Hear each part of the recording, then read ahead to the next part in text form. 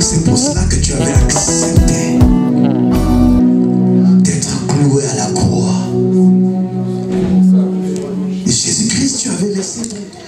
Béni soit notre Seigneur qui a permis que nous soyons là ce soir. Nous allons prier d'abord. Tendre Père Céleste, qui suis-je sinon un instrument que tu as choisi, Seigneur, pour pouvoir nous parler. La bouche est mienne, mais que la parole soit tienne, Seigneur. Et que cette parole, Seigneur, trouve une bonne terre, une terre fertile, capable de reproduire au nom de Jésus. Je remets ce moment entre saintes mains, Seigneur. Et que le Saint-Esprit soit à l'œuvre. Au nom de Jésus. Amen. Amen. Amen. Bien-aimés dans le Seigneur, nous avons commencé un sujet important pendant ce séminaire de 3 jours sur être disciple de Jésus-Christ. Être disciple de Jésus-Christ. Hier, nous avons essayé de définir un disciple. Et nous avons dit que le disciple, selon l'étymologie, c'est un élève ou un apprenti qui apprend des maîtres, qui reçoit quelques enseignements des maîtres. Et c'est ça un disciple ou un élève. Et Jésus, lorsqu'il est venu ici sur cette terre, sa première mission était de former des disciples. C'était ça sa première mission. Vous allez voir que Jésus, il ne s'est pas mis devant des foules prêcher sans avoir commencé à appeler d'abord les disciples. Sa première mission, lorsqu'il est sorti pour la première fois, il a commencé son ministère. C'était au nom de Canaan. Il s'est présenté avec les disciples. Cela signifie qu'il a commencé d'abord par appeler les disciples. Lorsqu'il a appelé les disciples, il commence à les former. Donc, le premier miracle que Jésus a réalisé, c'est devant ses disciples. Devant ses disciples, Jésus a fait le premier miracle. Bien-aimé dans le Seigneur, être un disciple, c'est ça. C'est ce que Dieu attend de nous. Dans l'église, nous avons des croyants. Beaucoup de gens qui ont cru en Christ Jésus, mais moins sont des disciples. Voilà pourquoi nous avons été motivés par ce sujet. Parce que l'église est remplie de croyants. Il est rempli de gens qui ont accepté Jésus-Christ comme leur sauveur.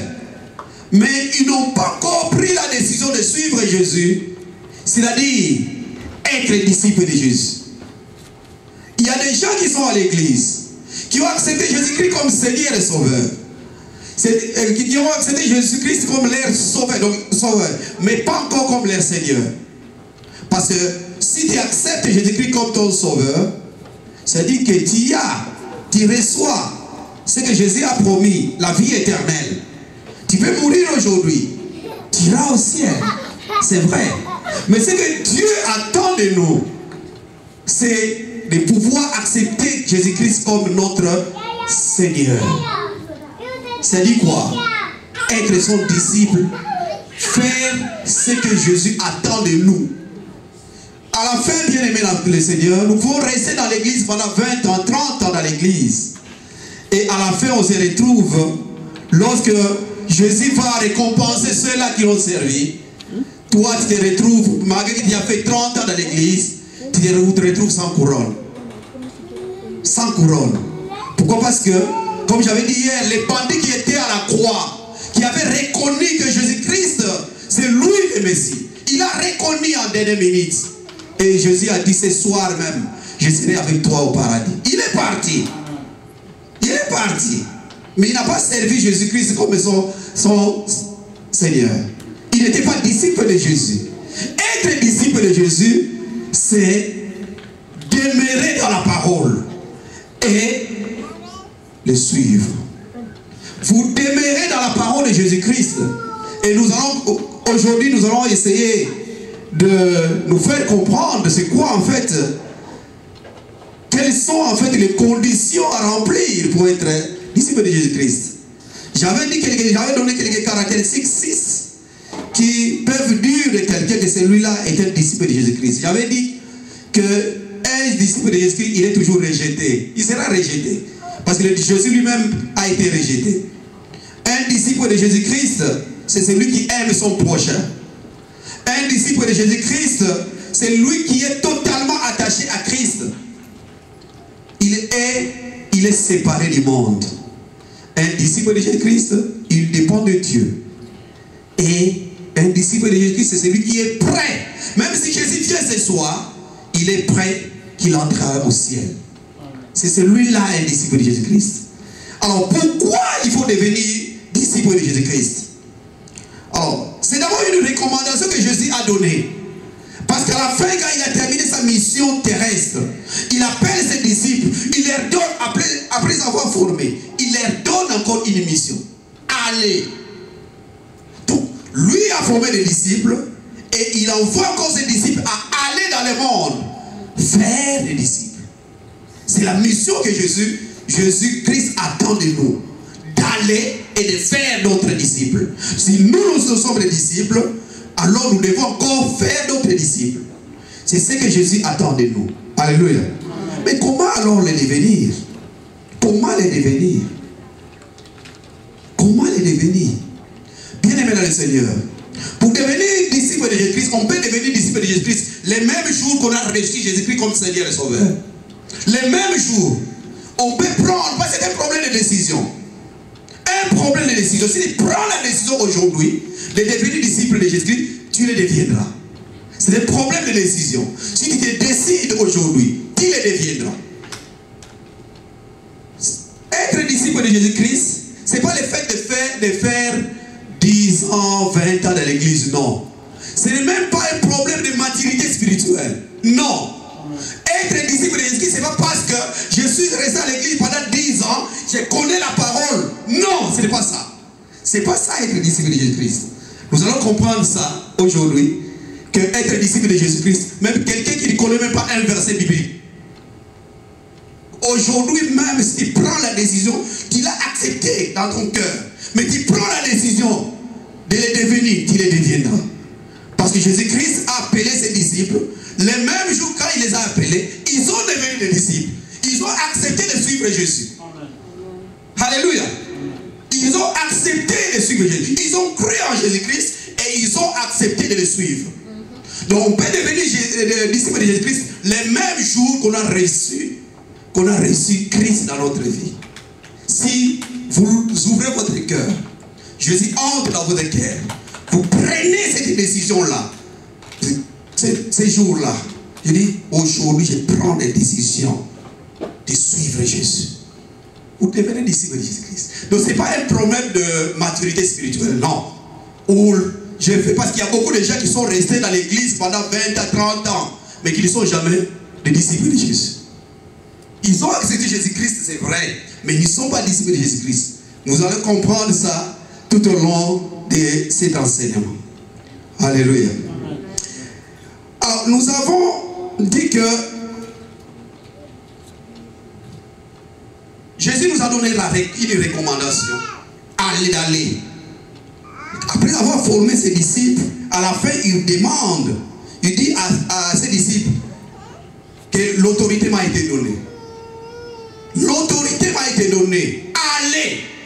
C'est pour dire que lui avait l'autorité de nous envoyer et d'aller faire d'autres des disciples. Alors, bien aimé dans le Seigneur, dans Actes des Apôtres, lorsque les disciples qui sont restés, Jésus leur dit de rester à Jérusalem. Ils sont restés là-bas jusqu'à ce que viennent les consolateurs, les Saint-Esprit. Le jour de la Pentecôte, les apôtres ont reçu le Saint-Esprit. Et ils ont eu le pouvoir de parler au nom du Seigneur. C'est-à-dire que même ceux qui étaient des peureux pouvaient parler devant des multitudes de personnes. Alors, écoutez ce que Pierre va dire dans Actes des Apôtres chapitre 2. Lorsqu'il a pris la parole, les gens étaient étonnés comment les disciples parlaient en nouvelle langue. Actes des apôtres. Nous sommes dans Actes chapitre 2. Nous allons lire seulement un seul verset 38. Papa Gilles va nous aider pour que moi je puisse un peu... La Bible dit ceci, Pierre leur dit, répentez-vous et que chacun de vous soit baptisé au nom de Jésus pour le pardon de vos péchés et vous recevrez le don du Saint-Esprit. Alléluia. Pierre dit à toute la foule qui était là, il dit, répentez-vous. Répentez-vous. Bien aimé dans le Seigneur, lorsque on a reçu Jésus-Christ comme Seigneur et Sauveur, on a reçu Jésus entre dans votre vie. Ça ne suffit pas. Il faudra la repentance. Mais la repentance, selon l'étymologie du mot, ne signifie que seulement qu'une reconnaissance de ses péchés. C'est-à-dire que vous reconnaissez que vous avez péché. Mais la reconnaissance, comme j'avais dit tantôt que reconnaître que j'ai péché, j'ai commis un péché, ça ne suffit pas, ça ne peut pas s'arrêter là. Mais il faut prendre la décision de changer de voie. Et c'est ça qu'on appelle la conversion.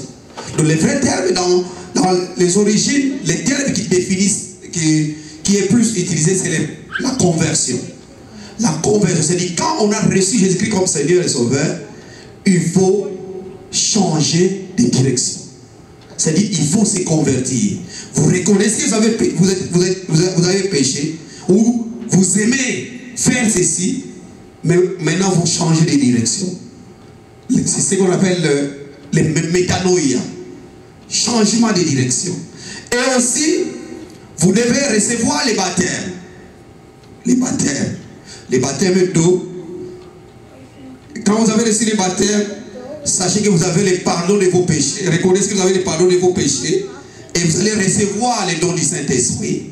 Et j'avais dit que prochainement, je dirais aussi que il faudra être, nous allons ajouter ça dans nos enseignements, pendant ces séminaires-là, que nous devons rester aussi, être des disciples dans l'église locale et faire des disciples. C'est-à-dire reproduire. Nous allons comprendre ça parce que ces textes ne nous donnent pas tous les détails. Parce que quelqu'un peut se dire, ah mais moi j'ai déjà reçu Jésus-Christ, mais moi je crois en Christ et Jésus. Moi je me suis déjà converti. Mais est-ce que je ne suis pas disciple? Nous allons voir ça. Jésus-Christ lui-même nous donne des conditions qui nous permettent de devenir disciples. Alors nous allons lire ces textes que Christ lui-même nous donne. Nous allons lire, bien aimé, dans Luc chapitre 9 verset 23 à 27. Christ lui-même, il nous donne les conditions qui nous permettent, qui peuvent nous aider à devenir disciples de Jésus-Christ. Et vous savez, bien aimé dans le Seigneur, il y avait un riche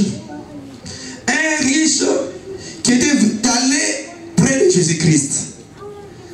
Il demande à Jésus-Christ qu'est-ce que lui doit faire pour hériter les royaumes des cieux. Jésus-Christ lui a dit, il dit, mais moi tout ça moi j'ai fait. Tout ce que tu as dit là, moi j'ai fait. Mais une seule chose que Jésus lui avait dite, afin que les riches puissent changer de direction. Lisons d'abord ces textes et nous allons comprendre ce que je voudrais dire. Luc chapitre 9, verset 23 à 27. La Bible a dit ceci.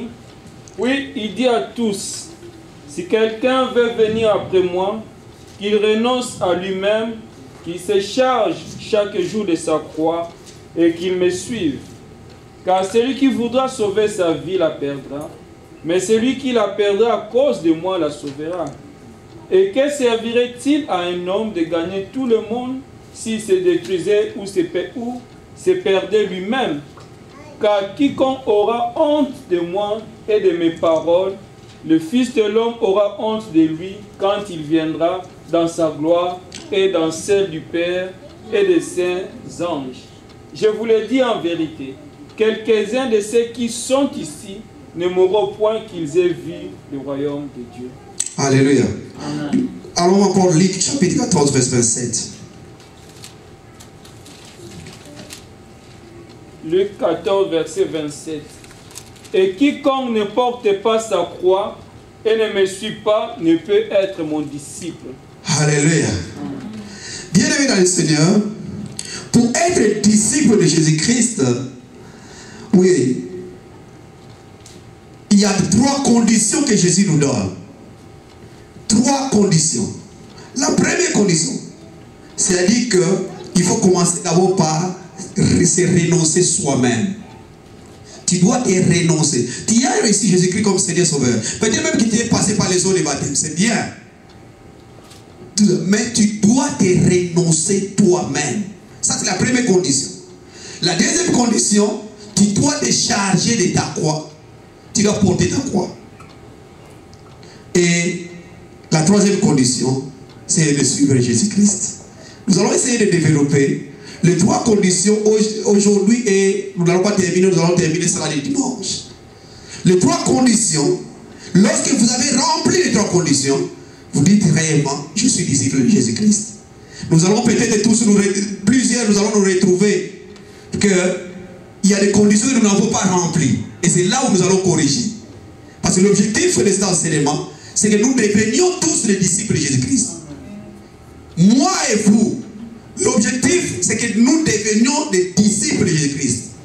Et la première condition, c'est celle donc que nous allons commencer aujourd'hui.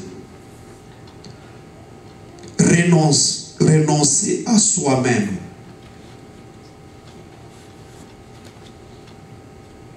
Alléluia. Bien-aimés, les renoncements. Les renoncements. Lorsqu'on accepte Jésus-Christ comme Seigneur et Sauveur, il n'y a pas un problème de diplôme. Il n'y a pas un problème de statut. Qui suis-je? Je suis docteur en philosophie. Je suis docteur en théologie. Il n'y a pas un problème de... Il faudra que tu puisses renoncer à ce que tu es. En d'autres termes, tu dois mourir à Christ. Tu dois mourir. Parce que lorsque tu acceptes Jésus-Christ comme Seigneur Sauveur, nous devons mourir. C'est-à-dire, ce n'est plus nous qui allons vivre, mais c'est Jésus qui doit vivre en nous. Amen. Alléluia. Amen. Renoncer à soi-même.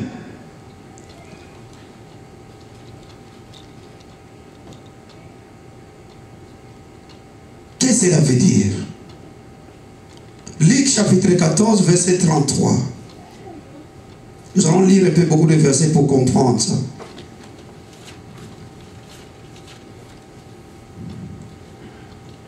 Luc 14, verset 33 dit: Ainsi donc, quiconque d'entre vous ne renonce pas à tout ce qu'il possède ne peut être mon disciple. Alléluia. Bien-aimés dans le Seigneur, beaucoup de gens, quand ils ont accepté Jésus-Christ comme Seigneur et Sauveur,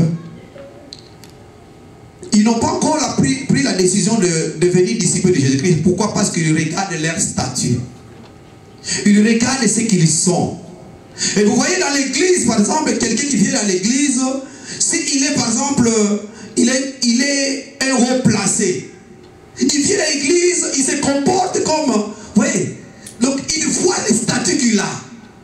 Donc, non, moi je ne peux pas danser comme ces gens-là. Hein? Je danse comme... Allez, lorsque tu reçois Jésus-Christ comme Seigneur et Sauveur, bien-aimé dans le Seigneur, tu dois oublier ce que tu as. Tu dois oublier ce que tu es et ce que tu as. Donc, en Jésus-Christ, nous devons mourir. C'est pourquoi d'ailleurs intervient. Jésus va parler de la nouvelle naissance. Que nous devons renaître. C'est-à-dire quelqu'un qui... Nous devons mourir et une autre personne doit sortir. La nouvelle naissance. Bien-aimés dans le Seigneur, lorsque nous acceptons Jésus-Christ comme Seigneur et Sauveur, nous devons nous oublier, c'est-à-dire disparaître ou mourir en Christ. Nous devons mourir en Christ. Nous ne devons pas considérer ce que nous avons, mais voyons ce que nous sommes devenus en Christ Jésus. Il faudra que Jésus vive en nous. Lui, fait voir à travers nous. C'est pourquoi Paul va dire, ce n'est plus moi qui vis, mais c'est Christ qui vit en moi. Il faudra que Jésus-Christ vive en moi. C'est-à-dire, nous disparaissons et Jésus-Christ apparaît à nous. Nous devons donc renoncer à tout ce que nous possédons.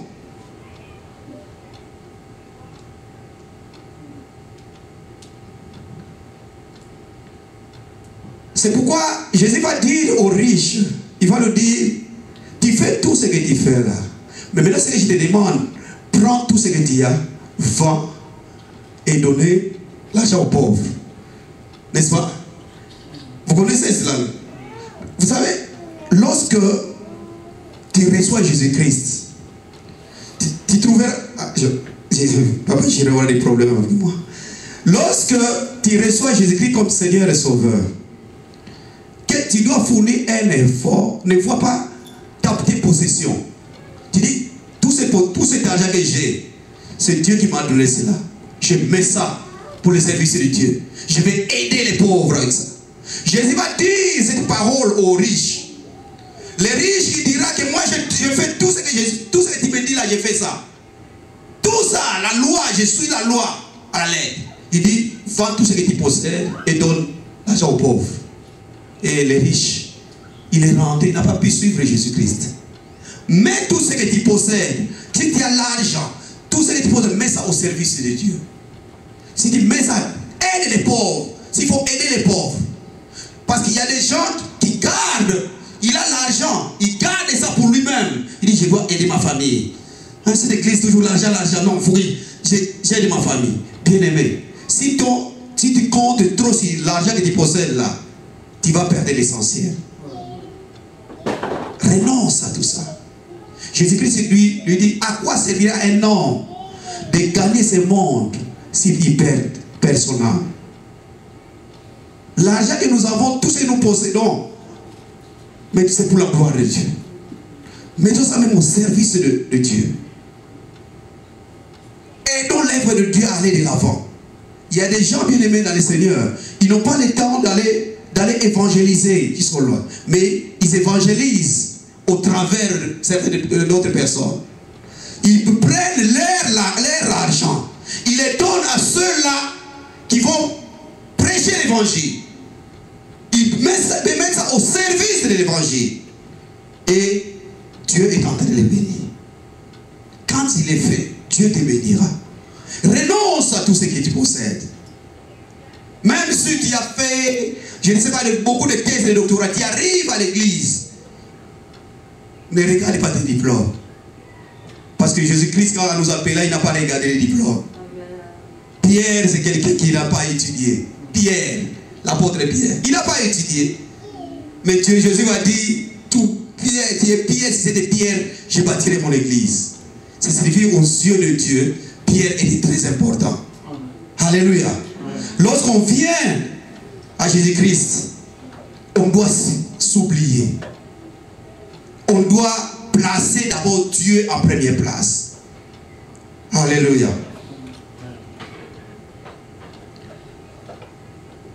Matthieu chapitre 7, verset 12 nous dit ceci.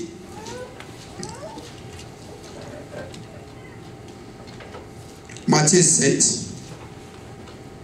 verset 12.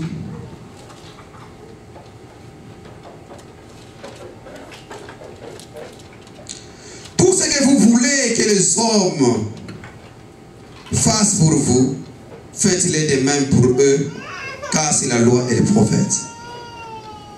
Vous voulez que les autres puissent vous donner, vous aussi vous devez donner, n'est-ce pas? Et un disciple, c'est quelqu'un qui sait donner. Et lorsque tu donnes, tu vas recevoir. Ça, c'est pourquoi, bien aimé dans les vous allez voir que beaucoup d'enfants de Dieu, les gens qui sont dans l'église, ne sont pas bénis à cause de cela. Il faut savoir donner aux autres. Quand tu donnes aux autres, tu recevras aussi.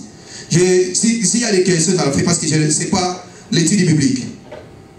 S'il y a des questions après. Donc, ce n'est pas une étude biblique. Alléluia. Amen. Donner aux autres, quand tu donnes aux autres, tu vas recevoir. Et dans Luc chapitre 6, Luc 6, verset 31.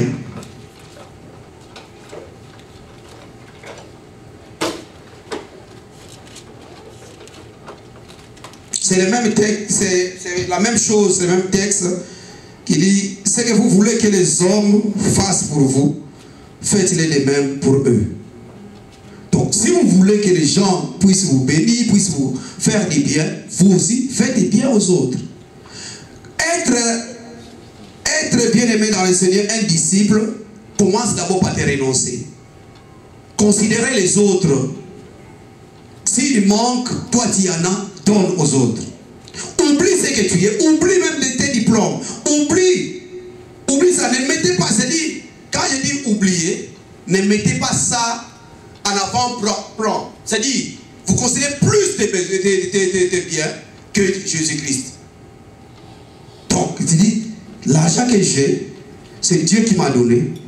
Je peux prendre cet argent, je vais aider les autres. Les biens que j'ai, c'est Dieu qui m'a donné. Mais quand je vois quelqu'un souffrir, je peux mettre ça, donner ça à l'autre qui est en train de souffrir. Considérez l'autre comme ton frère. S'il manque, donne-lui. Renonce à toi-même. Renonce. Les renoncements, il y a beaucoup de choses à dire sur les renoncements. La vie ancienne que tu avais dans le passé. Ta vie ancienne. Et c'est là où je parle vraiment de la conversion. La vie ancienne que tu avais. Tu dois abandonner cette vie. C'est-à-dire, il faudrait qu'il y ait un changement, un nouveau. C'est que nous avons lu, et nous pouvons même lire ça encore aujourd'hui. Le texte d'Ézéchiel. Le texte d'Ézéchiel, ça c'est un texte important qui peut nous aider même à comprendre très bien c'est quoi la conversion. Ézéchiel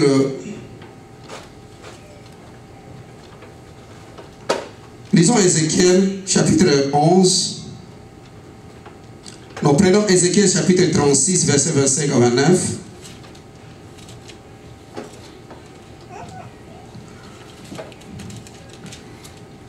Ézéchiel chapitre 36 verset 25 à 29.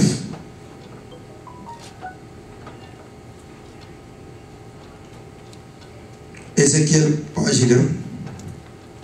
la Bible a dit, je répandrai sur vous une eau pure et vous serez purifiés. Je vous purifierai de toutes vos souillures et de toutes vos idoles. Je vous donnerai un cœur nouveau et je mettrai en vous un esprit nouveau. J'ôterai de votre corps le cœur de pierre et je vous donnerai un cœur de chair. Les mêmes textes, quand vous allez dans Ézéchiel 18, le verset 31, ça c'est Dieu qui dit, qui nous demande d'avoir un cœur nouveau. Alléluia. Dans Ézéchiel chapitre 18, 31, Dieu nous dit que nous ayons un cœur nouveau. C'est-à-dire, lorsque nous avons reçu Jésus-Christ comme Seigneur et Sauveur, il faudra que notre cœur change. Ce n'est plus l'homme comme on l'avait connu, je ne sais pas, avant ma conversion. Il faudrait qu'il y ait une nouvelle personne. Donc si j'étais par exemple avant ma conversion, j'étais quelqu'un qui se battait beaucoup. Après ma conversion, je dois changer de vie. C'est un autre homme qu'on doit voir. Si avant la conversion, j'étais quelqu'un qui mentait beaucoup, il faudrait qu'après la conversion, qu'il y ait un changement. C'est ça la renonciation. Renoncer à la vie ancienne. La vie qu'on avait menée avant doit changer. Ce n'est plus la même vie qu'on doit mener. Lorsqu'on est devenu disciple de Jésus-Christ, c'est-à-dire on a accepté Jésus-Christ comme Seigneur Sauveur, on a accepté de le suivre. Et pour suivre Jésus, on ne peut pas suivre Jésus si on garde encore la vie ancienne. Il faudrait que notre vie change. C'est ça la conversion. La vie doit changer. Le cœur, même si tu ne partageais pas, commence à partager. Si tu ne savais pas, je ne sais pas, visiter, va visiter maintenant. Si tu ne savais pas dire bonjour aux gens, il faut avoir l'habitude. Donne-toi maintenant une décision, parce que le problème de devenir disciple, c'est un problème de décision. prends une décision à partir d'aujourd'hui, ma faiblesse, c'est difficile que j'appelle quelqu'un. C'est difficile que je dise quelqu'un bonjour. En tout cas, à partir d'aujourd'hui, je vais fournir un effort que chaque jour je puisse saluer ne fût-ce que 20 personnes.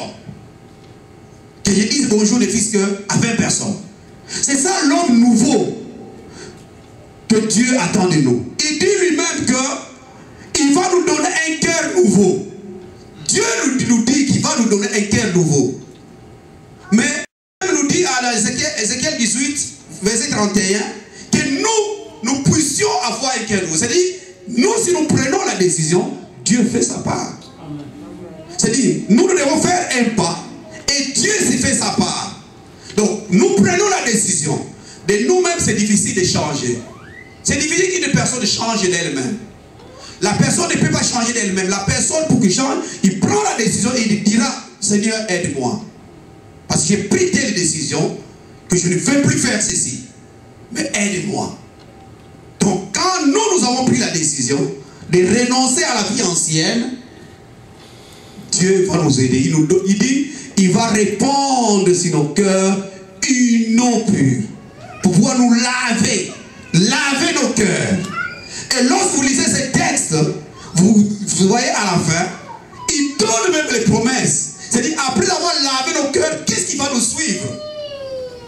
Bien-aimé Seigneur, nous devons renoncer à notre vie ancienne.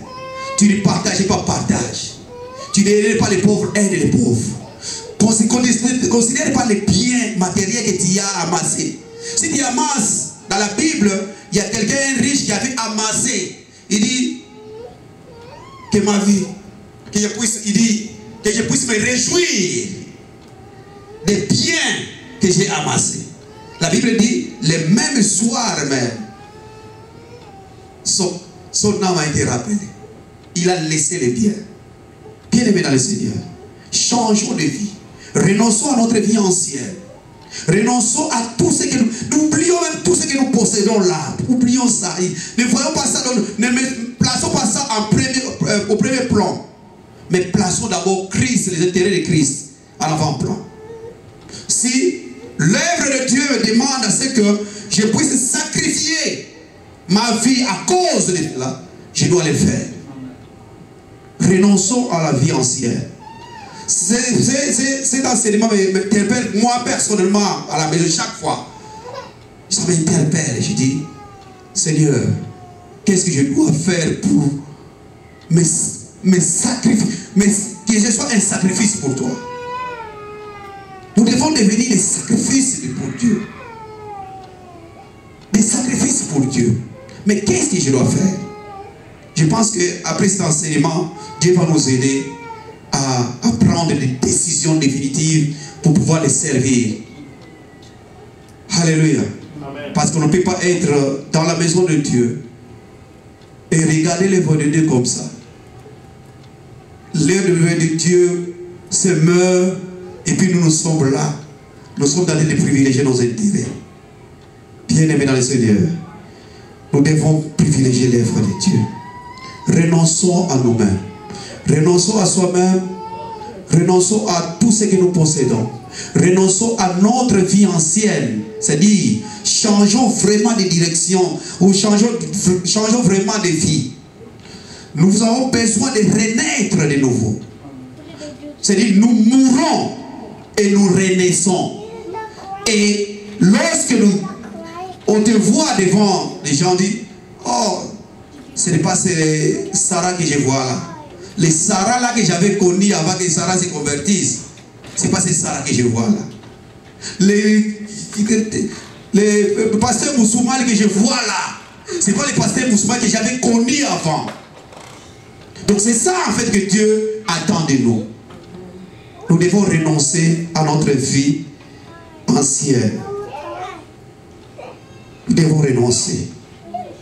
Nous allons beaucoup plus parler de ça les dimanches parce que je vais juste résumer ce message le dimanche parce que beaucoup de choses que je vais ajouter. Mais aujourd'hui, je vais parler juste un peu. Beaucoup de choses à dire sur ces passages.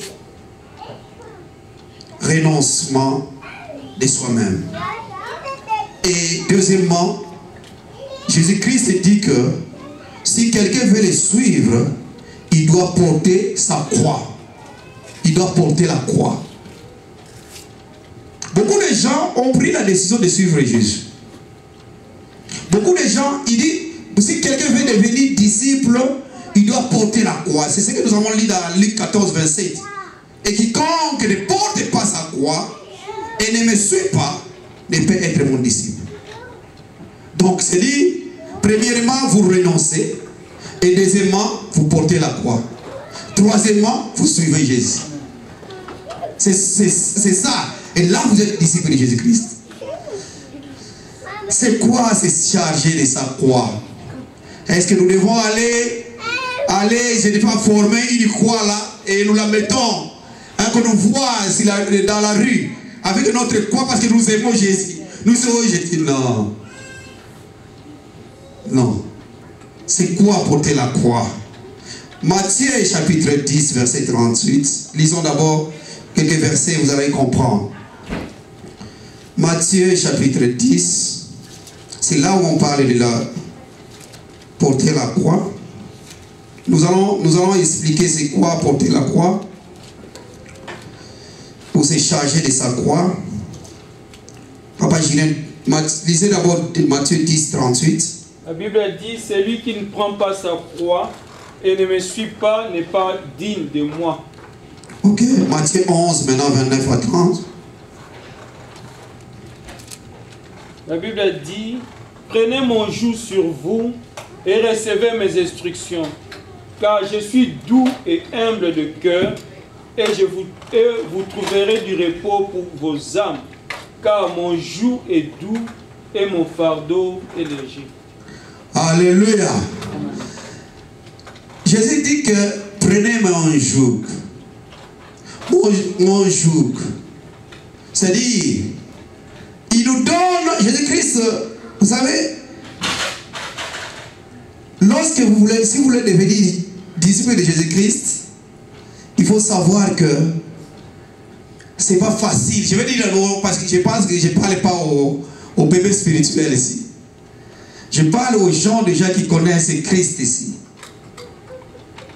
Oui, c'est pas facile de suivre Jésus. C'est pas facile.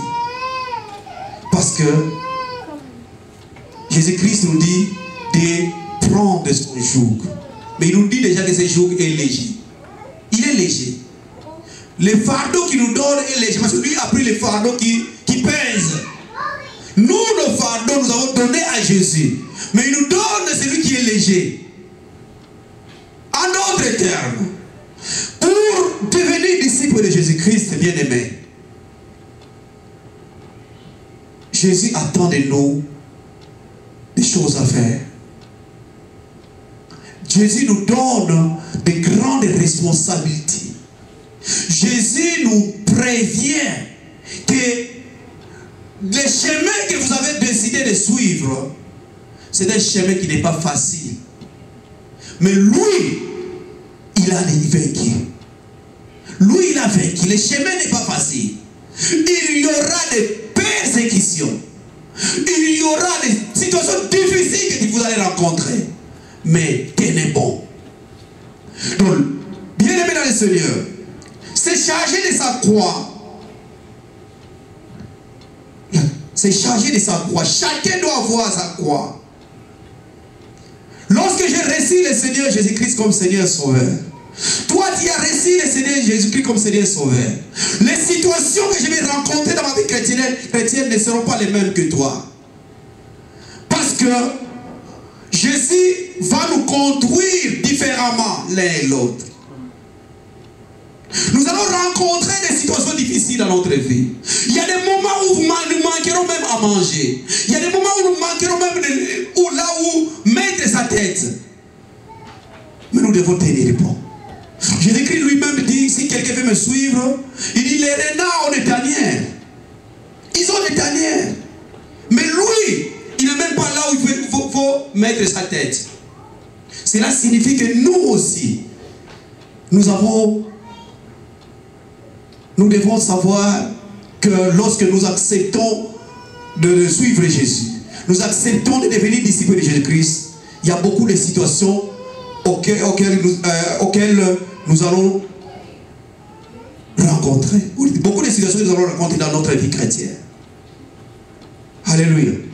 Il y a une charge. C'est-à-dire qu'il y a des moments où Jésus-Christ peut même, Dieu peut nous dire, il peut nous dire que de rester à un endroit où on n'a pas voulu être.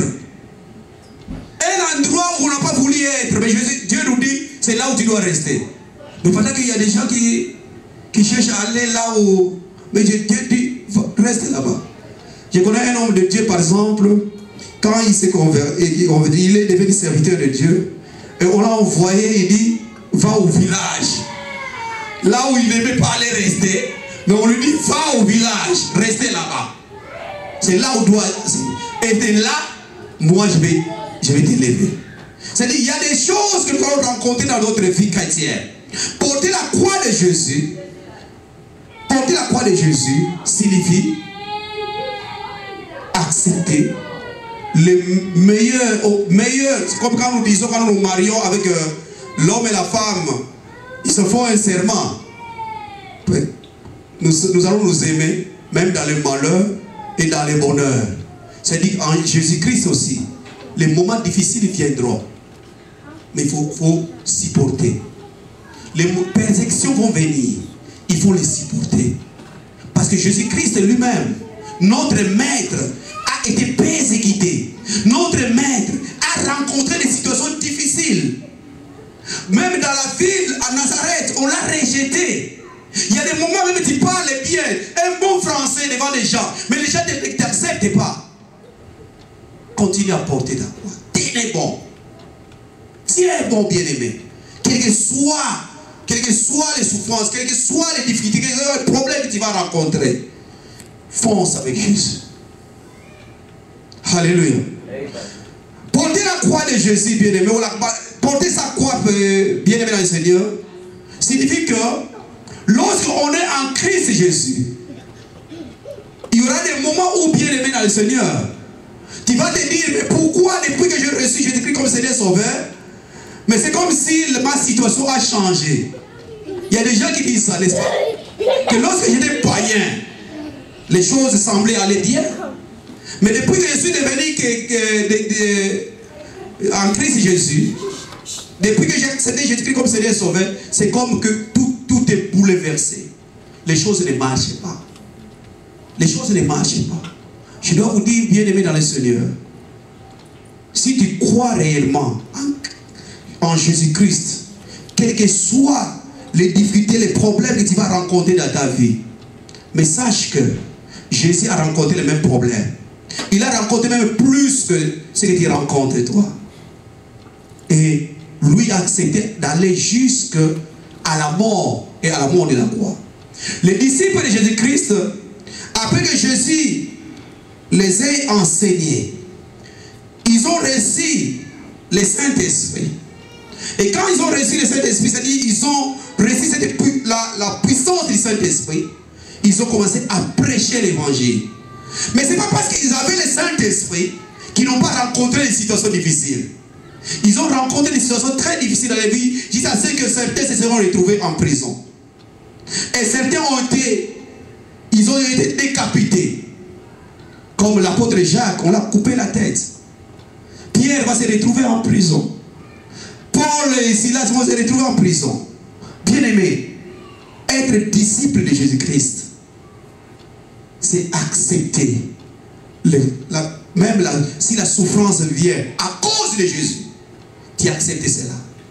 Même la situation difficile qui se passe dans ta vie, tu acceptes ça à cause de Jésus. Tu donc accepter de souffrir à cause de Christ Jésus. Si tu acceptes de souffrir à cause de Christ, il y aura une récompense au ciel. Tu auras une récompense au ciel. Pourquoi les gens ne veulent pas devenir disciples? Parce qu'ils évitent la souffrance. Ils ne veulent pas souffrir pour Christ. Ils ne veulent pas rencontrer des situations difficiles pour Christ. Bien-aimés dans le Seigneur, les persécutions viendront. Comme j'avais dit, une des caractéristiques que vous trouverez dans la vie du disciple, c'est qu'il accepte les rejets. On va te rejeter. Même là où tu crois que non, là ici vraiment, non, ici les gens vont te rejeter à cause de Jésus-Christ. Parce que le monde éternel n'accepte pas ce nom. Jésus-Christ, ce nom de Jésus n'est pas accepté dans tous les milieux. Tu seras rejeté. Tu te décides aujourd'hui, je vais aller prêcher l'évangile. Je vais aller prêcher l'évangile. Mais tu vas rencontrer des gens qui vont te décourager. Mais à cause de Jésus, je ne me découragerai pas. Je foncerai. Amen. Parce que je porte ma croix. La croix de Jésus ne signifie pas que lorsque tu as accepté Jésus-Christ comme Seigneur Sauveur, tout va aller comme sur les roulettes. Non. Tout ne sera pas. Il y a des moments où tu cherches ce que tu cherches là, mais tu ne trouves pas. Dieu va te faire passer par des moments très difficiles dans ta vie. Mais tu comprends, non. C'est lui en qui je crie. Pierre va dire même au Seigneur, où irons-nous encore? Où irons-nous? Nous irons encore où? C'est chez toi là où c'est toi qui es la source.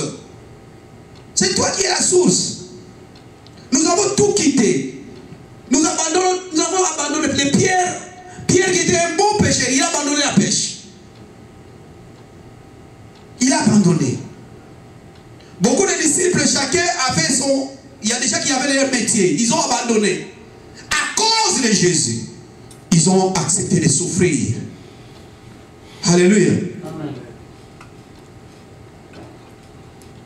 Je n'ai pas voulu vraiment focaliser mon enseignement sur... parce qu'il y a un enseignement qui avait précédé sur le Saint-Esprit.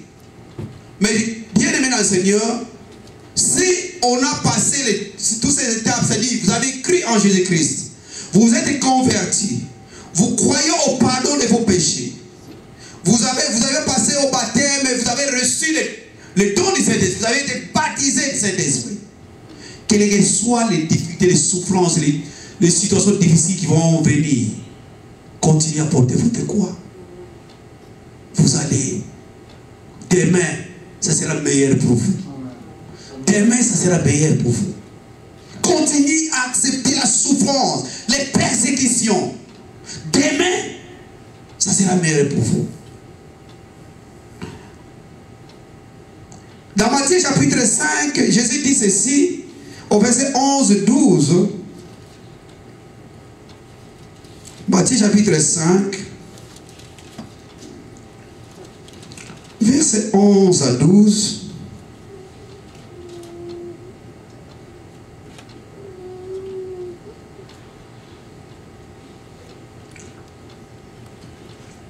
Heureux serez-vous lorsqu'on vous outragera, qu'on vous persécutera et qu'on dira faussement de vous toutes sortes de mal à cause de moi.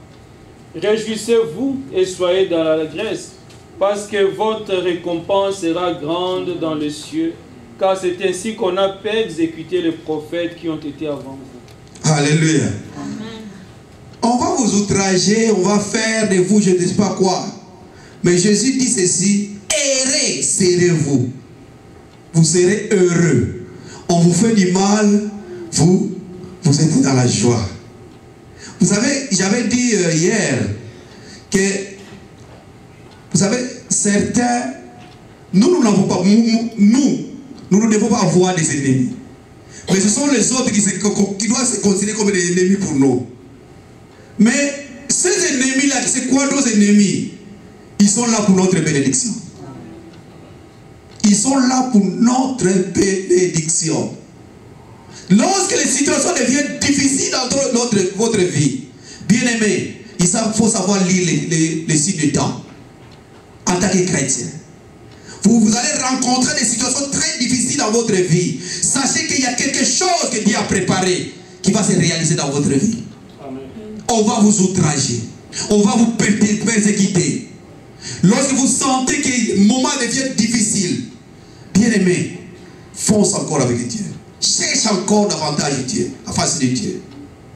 Sois encore devant ton Seigneur. Sache qu'il y a quelque chose que Dieu a préparé. Et le monde des ténèbres a déjà vu. Nous avons parfois des yeux qui nous ne voyons pas. Mais le monde des ténèbres, il voit. Il sait déjà que Jean plaise, Dieu vient de bénir. Dieu veut les bénir.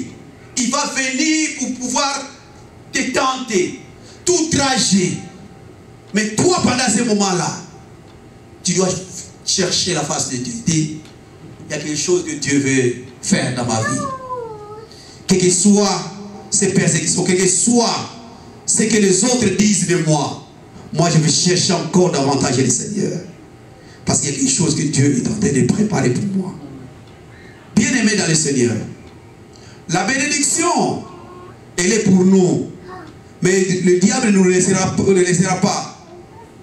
Il ne nous laissera pas les chemins faciles. Il va chercher à ce que nous empêche de pouvoir obtenir ou saisir ce que Dieu a préparé pour nous. Mais comme j'avais dit hier, c'est que l'obstacle qu'il peut placer devant toi là, ça sera un moyen que tu vas utiliser pour t'élever. Un moyen.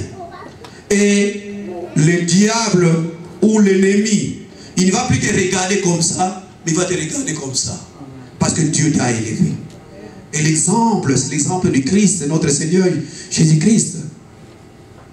Notre Seigneur Jésus-Christ, c'est l'exemple parfait. Dans Philippiens chapitre 2, il est dit que le Seigneur, lui, il s'est humilié. Il a quitté sa gloire. Il a quitté la gloire. Il descend sur cette terre. Il s'est considéré comme un rien. Pauvre, il n'a rien. Il s'est humilié. La Bible dit, il s'est humilié jusqu'à la mort de la croix. Et c'est pour cette raison-là, en s'humiliant comme ça, Dieu l'a souverainement élevé. Et il lui a donné le nom qui est au-dessus de tout nom. Pour qu'au nom de Jésus, tout genou fléchit. Et pendant les moments de souffrance, pendant les moments de difficulté, toi, agenouille-toi, humilie-toi devant ton Dieu. Cherche plus Dieu. Et tu verras ce que Dieu va faire. Le Seigneur Jésus-Christ, il n'a pas regardé ce qu'il était. Il ne s'est pas considéré comme lui qui était Dieu. Mais il n'a pas regardé sa déité. Il n'a pas regardé ce qu'il était. Mais il s'est montré humble. Humble. Devant les hommes que lui a créés. Devant les hommes. Il pouvait disparaître. Il pouvait montrer que, voilà, je vais envoyer les feux comme les disciples avaient demandé à Jésus-Christ. Qu'on envoie les feux. Mais il n'avait pas fait cela. Parce qu'il sait. Pourquoi Jésus l'a fait? Parce qu'il savait. Si il n'accepte pas ses souffrances, il n'accepte pas ce qu'il devait vivre, l'humanité ne sera pas sauvée. Nous ne serons pas sauvés si Jésus-Christ avait réagi. Il avait évité la mort qu'il attendait. Parce que si il avait réagi, il pouvait dire non, cette mort-là, je n'arriverai pas, je disparais. Mais Jésus-Christ n'a pas regardé ce qu'il était. Il est allé jusqu'à accepter qu'on puisse le fouetter, qu'on puisse faire de lui, l'appeler voleur, parce qu'il était même crucifié entre des bandits. Lui qui ne l'était pas, mais il l'a accepté. Bien aimé, on va te persécuter, on va tout rager, mais accepte cela.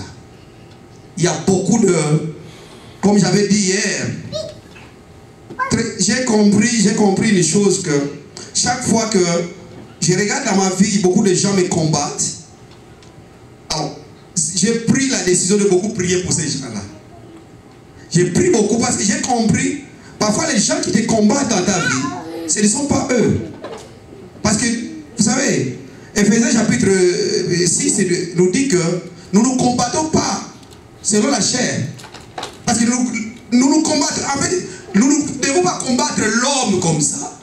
Mais nous devons combattre l'esprit qui est dans l'homme, qui agit à travers l'homme.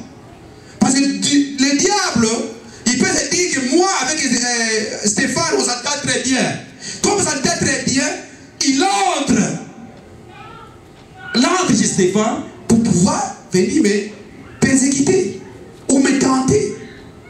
Voilà pourquoi, bien aimé dans le Seigneur, en tant que disciples, nous devons accepter les souffrances que nous allons rencontrer dans notre vie chrétienne. Acceptons ces souffrances. Acceptons si par moment tu n'as rien à la maison. au boulot, tu vas au boulot, parfois on te chasse du boulot, sans raison, tu ne te justifies pas. Tu dis, Seigneur, je sais que tu as préparé quelque chose autre pour moi. C'est un moyen que tu as utilisé peut-être pour me donner un autre boulot. Il y a beaucoup de choses que nous allons rencontrer. Il y a des gens qui on a suivi beaucoup de témoignages. Des gens, après avoir accepté Jésus-Christ comme Seigneur Sauveur, ils ont vu leur vie bouleversée. Il travaillait dans une entreprise et puis on va les licencier. Il veut faire tel commerce, tout ne marche pas. Ça va arriver. Mais bien aimé, si un bon, c'est un moyen, c'est pas que Dieu a des méthodes. Il est tellement expérimenté, il connaît quelle méthode il faut utiliser pour Stéphane, pour que Stéphane arrive à tel point. Il va utiliser cette méthode. Mais la méthode qu'il a utilisée chez Stéphane, peut-être sera différente de la méthode qu'il va utiliser chez moi. Tenons bon. Le même livre dans Matthieu 11, nous apprenons 1 Pierre 2, 4. 1 Pierre 2, 4. 1 Pierre 2, 4. La Bible a dit, approchez-vous de lui, pierre vivante, rejetée par les hommes, mais choisie et précieuse devant Dieu. Alléluia. Est-ce que vous pouvez répéter ça? Approchez-vous de lui, pierre vivante, rejetée par les hommes, mais choisie et précieuse devant Dieu. Alléluia. Approchez-vous de lui, pierre vivante, rejetée par les hommes. Les hommes pourront te rejeter. Tu peux être rejeté par les hommes, mais choisie et précieuse devant Dieu. Bien-aimés dans le Seigneur, je voudrais dire seulement à nous dire ceci. Il y a des moments où beaucoup de serviteurs de Dieu se posent cette question. Mais pourquoi? Moi, quand je fais ceci, les gens ne veulent pas. Quand ils n'acceptent pas ce que je fais. Parfois, je fais ça pour l'intérêt de Dieu, mais ils ne veulent pas. Mais je voudrais faire ce... Bien-aimé, les hommes pourront te rejeter. Mais Dieu, si tu sais que ce que tu fais, c'est pour la gloire de Dieu, pour l'intérêt de Dieu, faites ça. Faites ça, bien-aimé. Tout ce que nous faisons, bien-aimé, pour Dieu, les hommes ne vont pas accepter cela. Tous les sacrifices que nous ferons pour Dieu, l'humanité ne va pas accepter cela. Mais bien-aimé dans le Seigneur, si tu sais que ce que tu fais là, tu fais ça pour Dieu, fais cela. Ne regarde pas le monde. Le monde pourra dire ce qu'il pourra dire. Mais toi, si est bon, reste attaché au Seigneur. Il y a des gens, par exemple, je connais par exemple un frère. Le frère là, lui, Dieu lui a donné vraiment le don. Bon, pour ça, c'est vraiment, j'appelle ça, c'est le don. Il peut gêner pendant beaucoup de jours et commencer à prier du matin jusqu'à soir. Ça, c'est fatigué. Mais chaque fois qu'il va chercher un emploi, l'emploi ne vient pas. Chaque fois qu'il applique, ça ne tient pas. Mais il aime Dieu, ces frères-là.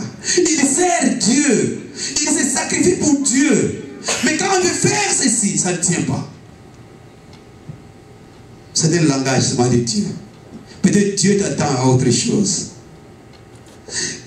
Bien aimé dans le Seigneur, les hommes ne vont pas accepter tout ce que tu vas faire pour Dieu. Beaucoup de choses là que tu vas faire pour Dieu, les hommes ne vont pas faire ça. Ils vont te donner, coller même parfois des noms. Ah, Bible. On te colle même un nom. Maman Biblia. Papa tel. Acceptez cela. Parce que si tu le fais pour la gloire de Dieu. Acceptez cela. Que les gens te rejettent.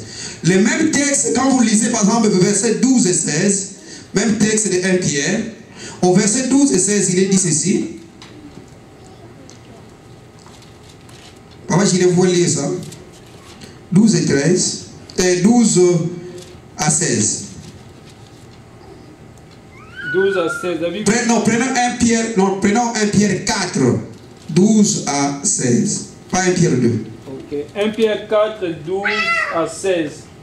Bien-aimés, ne soyez pas surpris comme une chose étrange qui vous arrive de la fournaise qui est au milieu de vous pour vous éprouver. Réjouissez-vous au contraire de la part que vous avez aux souffrances de Christ, afin que vous soyez aussi dans la joie et dans l'allégresse lorsque sa gloire apparaîtra. Si vous êtes outragés pour le nom de Christ, vous êtes heureux, parce que l'Esprit de gloire, l'Esprit de Dieu repose sur vous. Alléluia.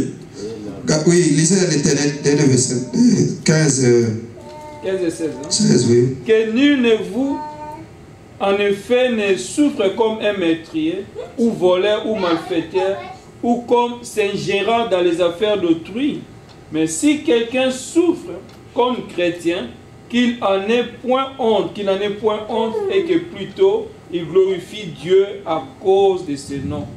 Alléluia. Amen. Lorsque je parle de souffrance, ici, c'est souffrir pour Christ, c'est souffrir pour Dieu.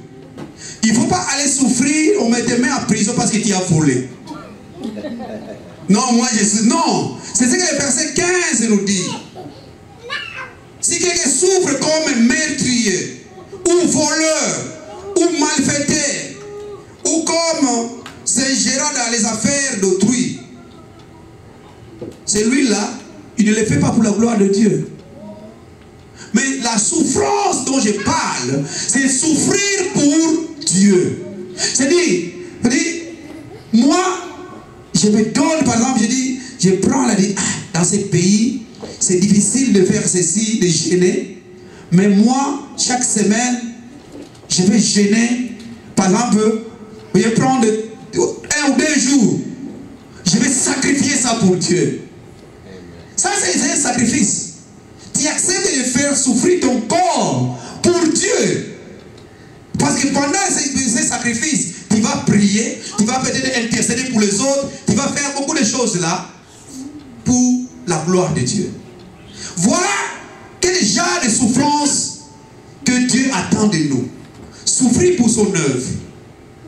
Aller prêcher l'évangile. Même dans les lieux où j'ai vu par exemple une vidéo la fois passée, quelqu'un par exemple, on lui refuse, les policiers sont venus même. Il dit, il faudrait que l'évangile aille dedans. Il a haussé la voix pour pouvoir prêcher l'évangile. Il dit, je préfère qu'on m'arrête, mais je veux que l'évangile soit prêché. Vous voyez, pendant que nous parlons ici, nous mangeons ici, il y a des gens qui ont pris la décision d'aller même dans le lieu où la Bible est interdite. Vous comprenez ça? Vous allez par exemple dans des pays par exemple, arabes. Il y a certains pays où on n'accepte pas les chrétiens. Mais il y a des gens qui ont pris la décision, ils ont fait rentrer les Bibles. D'une façon là, donc, je ne sais pas, ils ont utilisé des moyens pour que la Bible entre dans ces pays. Et la Bible est entrée.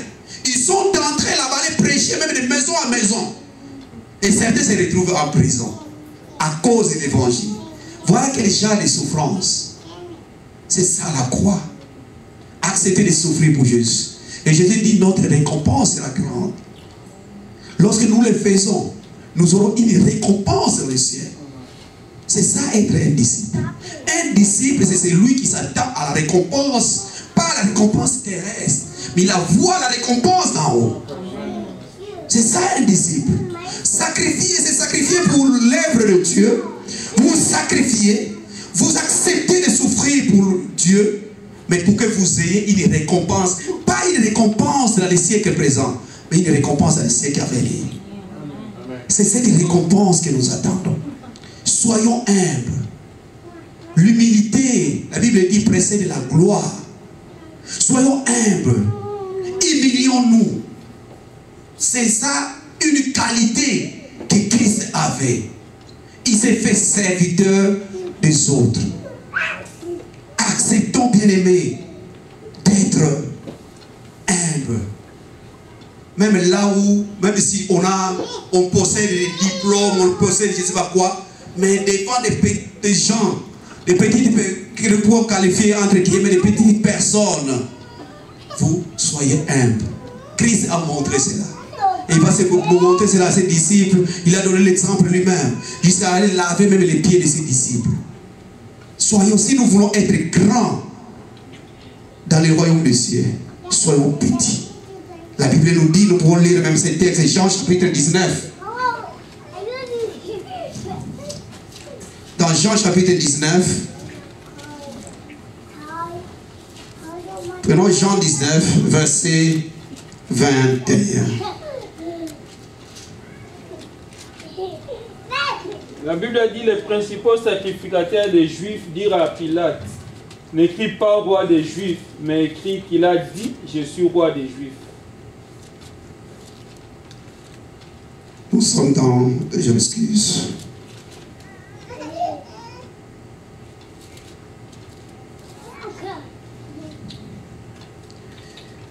Voilà, donc ici, Jésus va se retrouver devant Pilate. Jésus, il était roi. Voilà. Ici, je vais lire le verset qui vient avant. Beaucoup de Juifs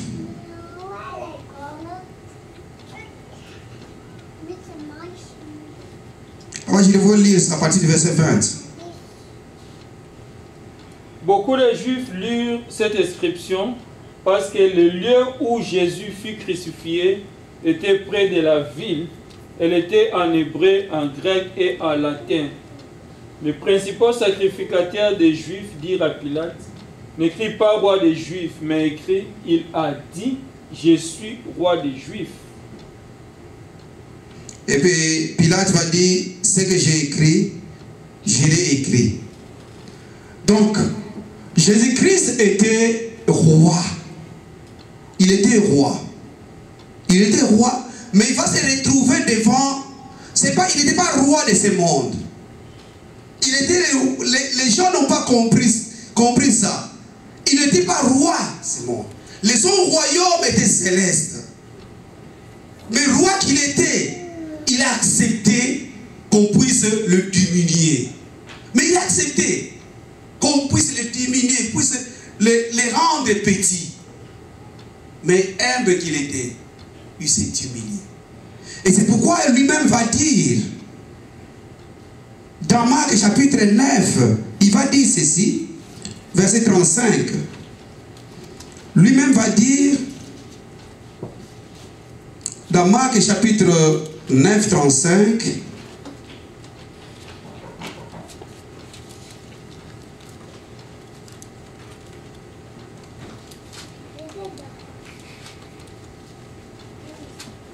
Papa Julien.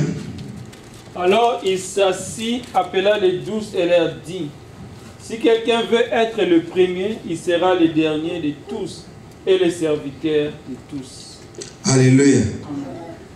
Bien-aimé dans le Seigneur, si tu veux être le premier, tu dois être le dernier, c'est-à-dire le serviteur de tous.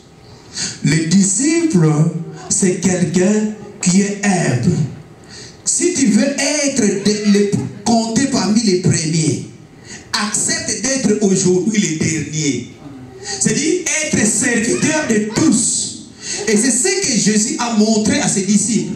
Il a donné l'exemple, il est lui qui était Dieu. Mais il s'est humilié, il s'est fait humble, il a diminué, il a lavé même les pieds de ses disciples. Et il leur dit, si vous voulez être les premiers, acceptez d'être les derniers aujourd'hui. Vous et moi, bien aimés, si nous voulons être les disciples, acceptons d'être serviteurs des autres. Si nous acceptons d'être serviteurs des autres, alors nous deviendrons des disciples de Jésus-Christ. Voilà là où nous en étions aujourd'hui. Bien aimés dans le Seigneur, nous allons continuer cela, nous allons terminer ça le dimanche. Alléluia. Je pense que toi et moi, bien-aimés, nous ne sommes pas à l'église ici pour seulement participer à la gloire ou venir laisser des personnes qui vont bénéficier de cette gloire un jour. En d'autres termes, nous ne sommes pas venus laisser les autres. Mais chacun est venu ici pour qu'il reçoive une récompense un jour de la part de notre Dieu. Voilà pourquoi nous ne sommes pas à l'église ici comme les spectateurs. Mais nous devons être des acteurs afin que la gloire que Jésus a promise, cette gloire-là, nous puissions être des bénéficiaires. En d'autres termes, Jésus a promis des récompenses. Il a promis des couronnes à ceux qui auront vaincu. Si vous serez parmi ceux-là qui vont vaincre, vous aurez ces récompenses-là. Je ne sais pas, bien-aimé dans le Seigneur, est-ce que tu as, dans ta vie, depuis que tu as accepté Jésus-Christ comme Seigneur Sauveur, renoncé à ton ancienne vie? Tu considères tout ce que tu as, l'argent, les richesses de ce monde, je ne sais pas, le diplôme que tu as amassé, est-ce que c'est ça que tu mets en avant-plan ou en première position? Ou c'est Christ que tu mets en première position? As-tu renoncé à ton ancienne vie? Ici, lorsque je parle de l'ancienne vie, ça peut être aussi la vie du péché. Il y a un péché que tu aimais plus, ou il y a quelque chose que tu faisais plus quand tu étais encore dans la vie païenne. As-tu abandonné cela? As-tu renoncé à toutes les mauvaises habitudes que tu avais dans le passé? Maintenant que tu es une nouvelle créature, la Bible dit, si quelqu'un est en Christ, il est une nouvelle créature. Les choses anciennes sont passées, voici toutes choses sont devenues nouvelles. Est-ce que ta vie est réellement devenue nouvelle? Jésus te demande aujourd'hui de prendre seulement une décision. De toi-même, tu ne peux pas. Mais ce que nous allons demander, c'est l'aide de notre Dieu. Que Dieu nous aide. Qu'il nous aide à abandonner notre ancienne vie.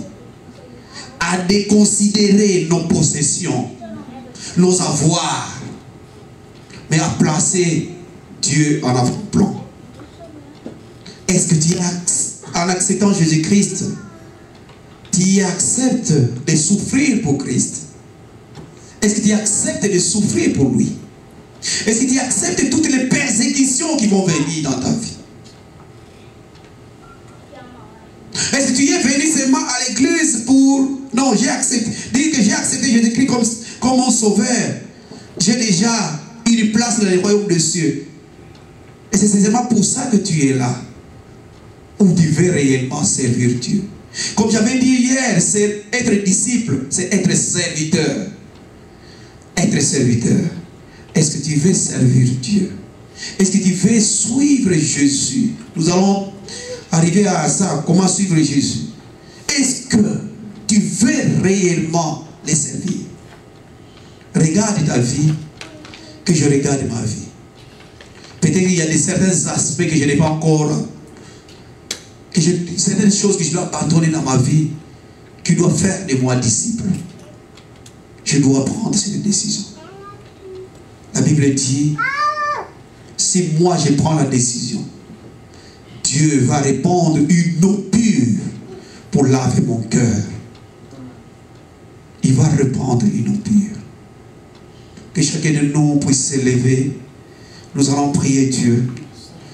Que Dieu puisse nous aider. Oui, peut-être que tu peux voir le nombre d'années que tu as déjà fait à l'église. Comme j'avais dit, le nombre d'années que tu as fait à l'église ne représente pas ou ne font pas de toi disciple de Jésus-Christ. Mais un disciple de Jésus-Christ, c'est celui qui a renoncé à son ancienne vie. Il a renoncé à sa vie. Il a renoncé à tout. Et il se charge de sa croix.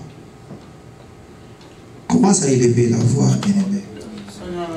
Et prie.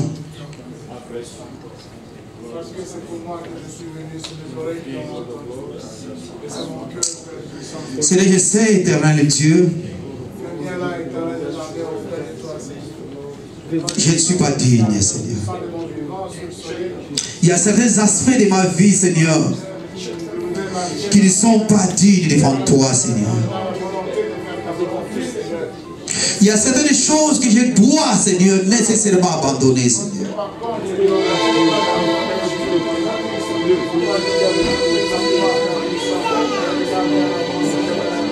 Je dois abandonner, Seigneur Père, de privilégier, Seigneur, mes propres intérêts.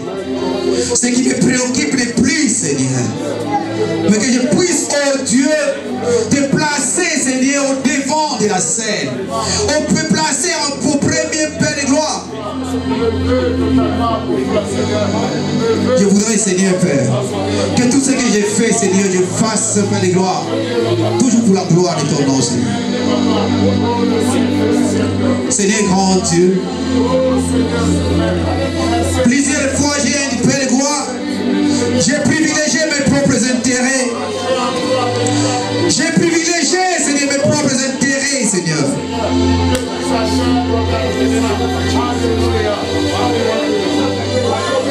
Mais Seigneur, je voudrais, Seigneur, que mes Père de gloire, que je puisse te placer, Seigneur, au devant de moi, Seigneur. Que tout ce que j'ai fait, Seigneur, soit pour la gloire de ton nom, Seigneur. Que je ne puisse pas privilégier mes propres intérêts, mais que je puisse privilégier les intérêts du royaume.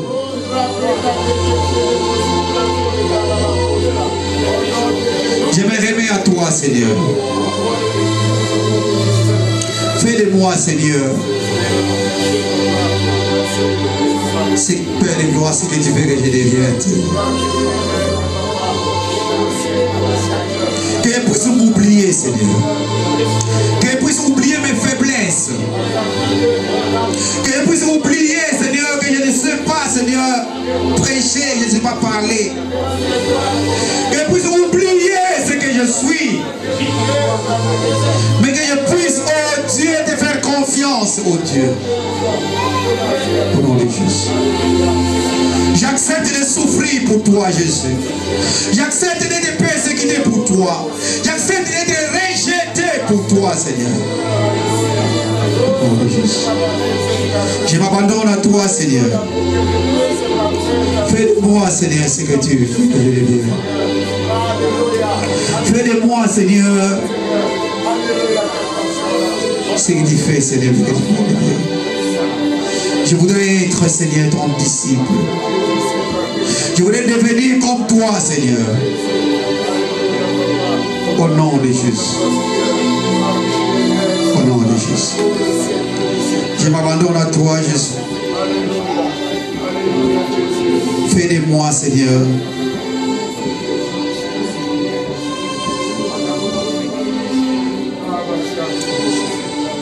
un disciple. Un vrai disciple. Un disciple, Seigneur, qui accepte les souffrances, qui accepte, Père de gloire, les rejets, qui accepte, Seigneur, que soit outragé, Seigneur, à cause de l'évangile. Au nom de Jésus, j'ai ainsi prié. Alléluia. Amen. Amen. Amen. Nous nous arrêtons là.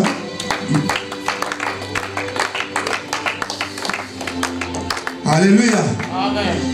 Comme je disais, nous allons terminer cela. Aujourd'hui, il y a beaucoup de choses que je n'ai pas dites, que je vais dire peut-être dimanche.